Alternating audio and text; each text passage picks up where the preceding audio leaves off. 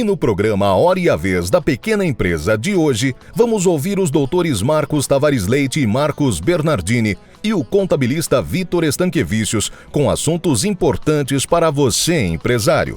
E em nossa sala de visitas, o presidente do Simp, Joseph Cury, recebe Carlos Alberto Batistão, presidente do Sescom São Paulo. Fique conosco.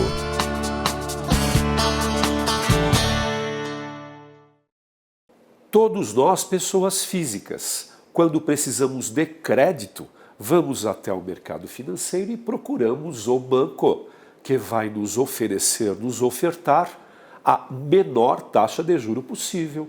Quando precisamos captar pela via do empréstimo ou do financiamento, temos que submeter, entregar a estes bancos alguns documentos, nas quais os bancos farão determinada análise da capacidade de pagamento desta pessoa física a fim de entregar ou não os recursos assim emprestados ou financiados.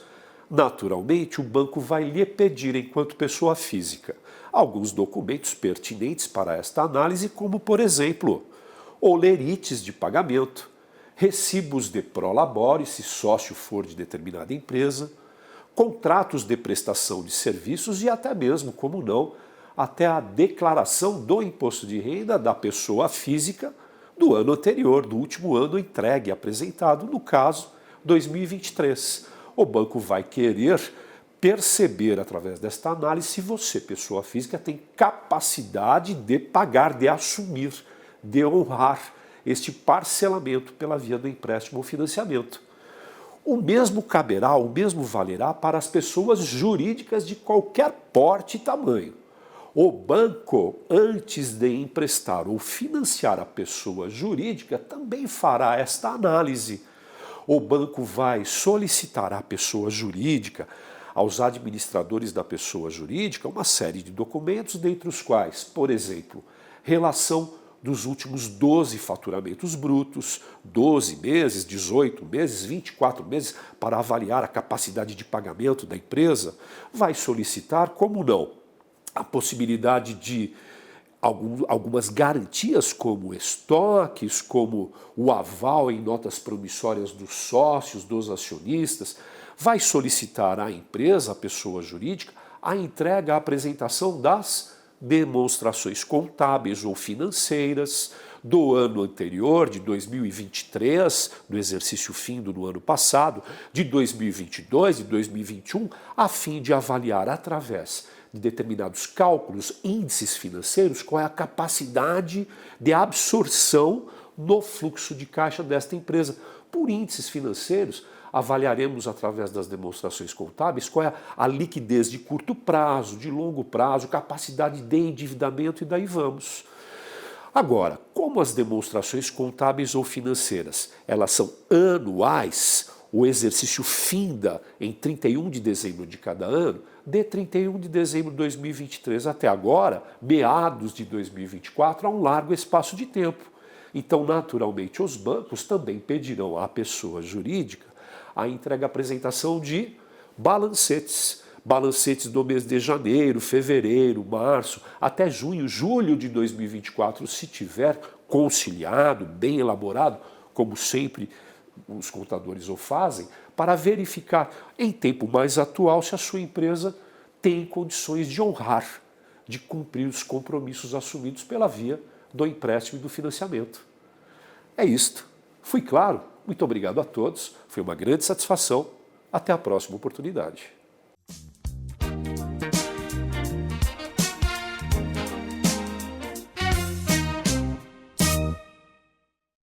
O volume de recuperações judiciais e extrajudiciais para 2024 deve bater um recorde. Há um estudo que aponta que no segundo trimestre de 2024, em comparação com o segundo trimestre de 2023, houve um aumento de 10,5%. Portanto, a previsão é de realmente um recorde nesses pedidos. A questão se dá por vários motivos. Um deles é a alta dos juros extremamente elevados, mesmo se comparados à Selic, eles superam em muito dentro do mercado financeiro a inflação e a própria Selic. Pode-se imaginar que em 2 meses teríamos juros praticados já equivalente a 1 ano da taxa Selic. Portanto, qualquer mobilização na Selic ela acaba não alcançando o mercado. Por outro lado, o maior conhecimento também pelas empresas de todos os portes sobre a recuperação judicial e a recuperação extrajudicial também as conduz a esses procedimentos para tentar sanear as suas dívidas e poder seguir com a sua atividade. É importante notar que existem outros meios alternativos que podem também prevenir ou evitar que se chegue a um procedimento de recuperação judicial. Na alteração da lei das recuperações, houve já uma previsão da possibilidade de conciliações e mediações, inclusive pedidos antecedentes, a concessão de uma tutela antecedente, que pode suspender por até 60 dias a cobrança de dívidas que estejam em andamento. Nessa medida, quando já há uma questão judicial com as tutelas antecedentes, pode-se, inclusive, buscar a mediação através dos centros de conciliação mantidos pelos tribunais de justiça, o que já vai baratear também o procedimento. Sem prejuízo disso, se pode buscar a mediação e a conciliação também em órgãos especializados privados. O resultado dessa negociação vai ter validade jurídica, tem essa natureza, inclusive, de um título executivo. Portanto, antes de se entrar com um pedido de recuperação judicial ou extrajudicial, é importante que o empresário, em geral, ele veja bem o seu negócio, analise, seja proativo, conduza uma tentativa de conciliação e principalmente de mediação, buscando algo que seja possível o pagamento, que permita ele continuar a sua atividade e, portanto, manter toda a situação formal, manter o seu score adequado junto a fornecedores e a outras instituições. Importante colocar que, pela lei, fica autorizada a mediação tanto em questões tributárias, trabalhistas, com fornecedores, portanto, todo tipo de dívida é possível de ser negociado, de ser objeto dessa mediação.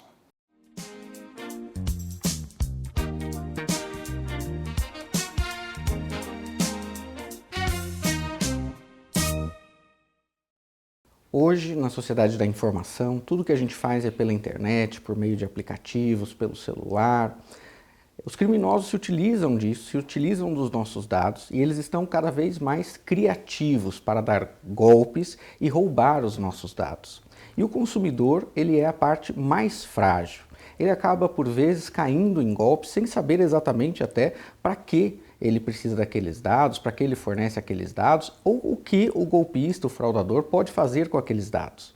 Esses dados podem ser utilizados para fazer empréstimo, abrir contas, pegar celular, pegar financiamentos, fazer qualquer tipo de transação. Então é muito importante que o consumidor ele tome cuidado com os seus dados. Ainda assim é possível que os seus dados sejam vazados. Muitos dos nossos dados estão no banco de dados do governo e nós tivemos recentemente várias notícias de vazamento e o próprio governo não fala exatamente o que vazou.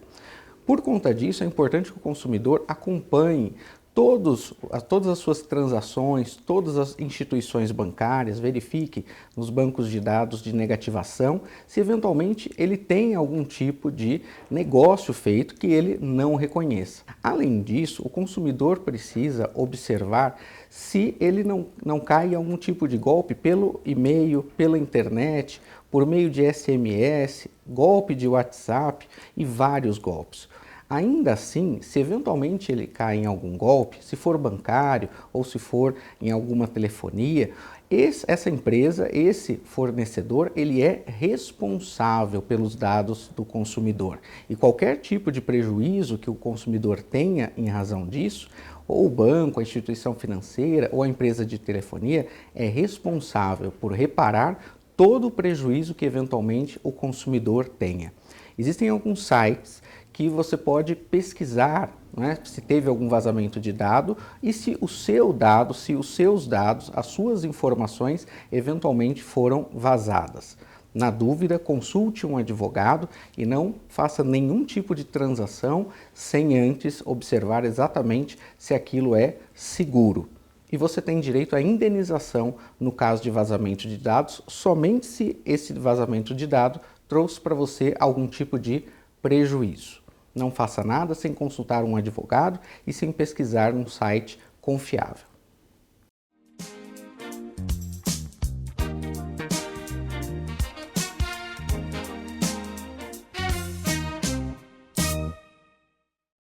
São 35 anos de Simp, 23 anos de programa Hora e a Vez da Pequena Empresa, 10 anos de pesquisa Simp estadual e 28 meses de pesquisa Simp nacional com mais de 170 indicadores econômicos e sociais. Ao longo desses anos, o Simp sempre esteve lutando pelos direitos das micro e pequenas empresas e nessas batalhas conseguiu várias conquistas. No programa de TV alcançamos números expressivos em 2 redes nacionais, Rede TV e Rede Vida, em 49 TVs comunitárias e acompanhado por mais de 52 países.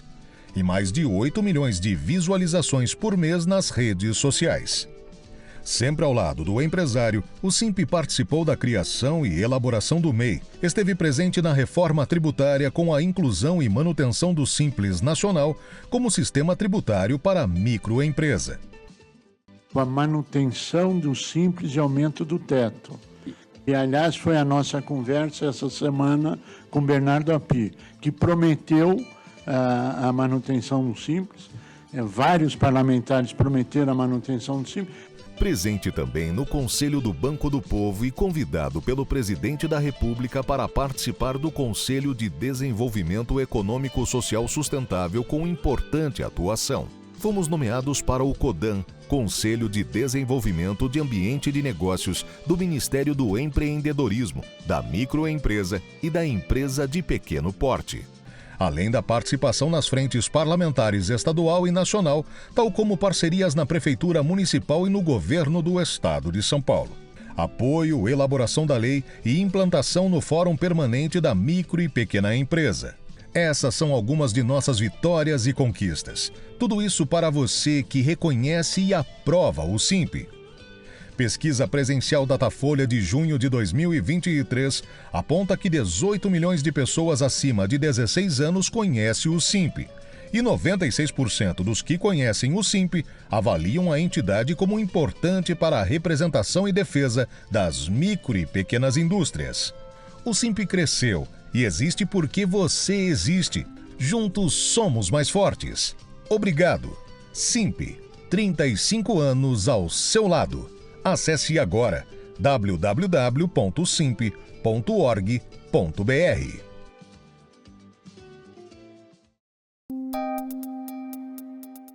Entrevista da semana. Nosso convidado de hoje é Carlos Alberto Batistão, presidente do SESCOM São Paulo. É um prazer tê-lo conosco. Obrigado, Cury. Nós aqui agradecemos esse espaço aqui que você nos dá para falar um pouco da entidade das pequenas empresas. É um prazer, aliás, trabalhamos juntos em algumas áreas do governo federal em prol da micro e pequena, mas nos conte, por favor, o que é o SESCOM? O SESCOM é um sindicato patronal, sindicato das empresas de serviços contábeis, assessoria, perícia. Nós representamos, além das empresas de contabilidade, todas as grandes empresas de auditoria, pesquisa. Representamos 56 categorias, 56 atividades. E nós tentamos representar, apoiar, né, essas empresas. Nós temos dever estatutário de levar formação, levar conhecimento, para que o serviço de contabilidade seja um serviço feito com qualidade, que os empresários que utilizam o serviço de contabilidade desfrutem bem do serviço. Então, é isso que nós fazemos. Representamos e apoiamos as empresas de contabilidade.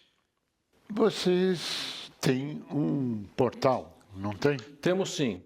É esse que está aqui na tela? Sim, sescom.org.br. Lá tem os nossos serviços, as nossas atividades, os benefícios de ser associado à nossa entidade. Bem, agora vamos falar do trabalho efetivo, que, aliás, o SESCOM foi convidado pelo Ministério do Empreendedorismo da Micro e Pequena Empresa, tal qual o Simp foi, a Simp, para participar do Conselho de Acompanhamento, fala o resto. Para melhoria do ambiente de negócios da micro e pequenas empresas. presidido pelo ministro Márcio França. e conduzido pelo secretário Maurício Juvenal. Então, é lá que nós estamos trabalhando em conjunto, Pois é. em benefício de você que tem um MEI, uma micro, pequena empresa. Fica com a gente aqui que você vai entender já.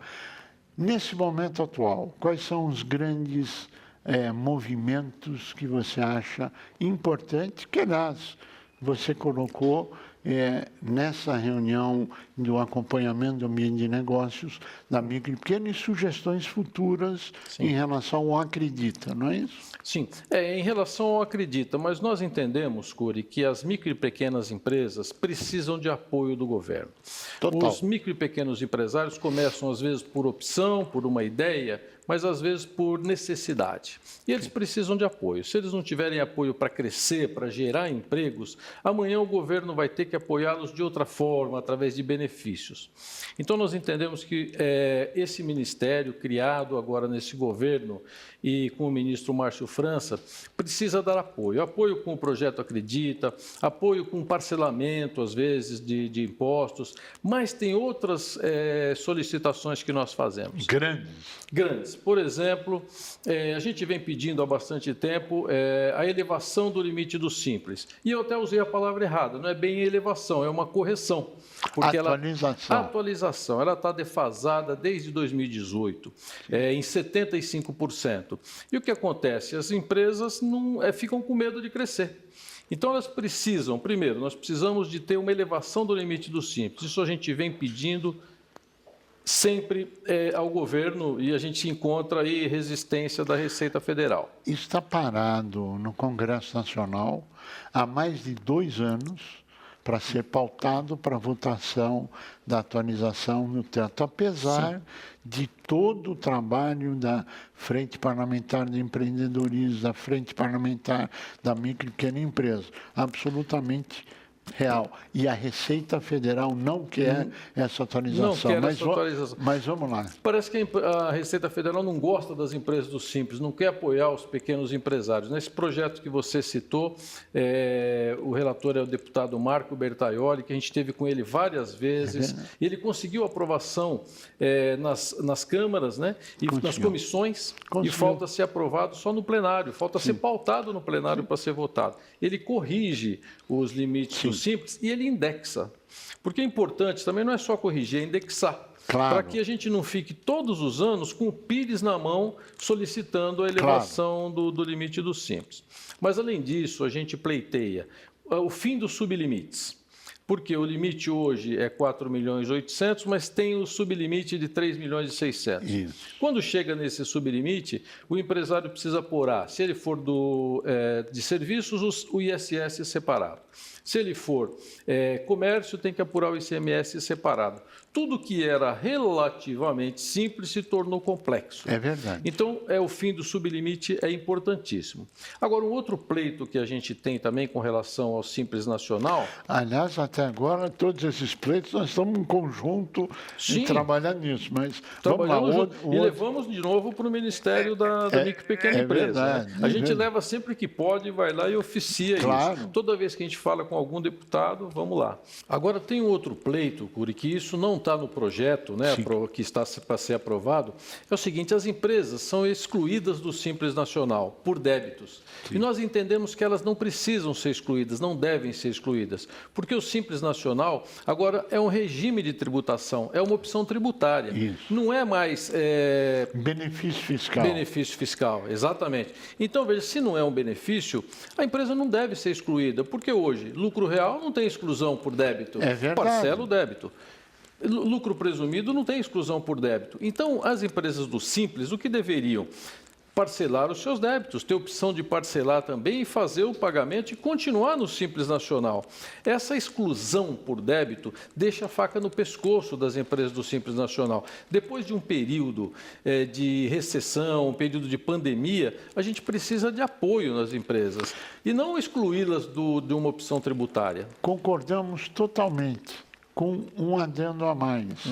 Que ela também tenha no parcelamento as mesmas vantagens dadas a outras empresas, que não é dado às empresas simples.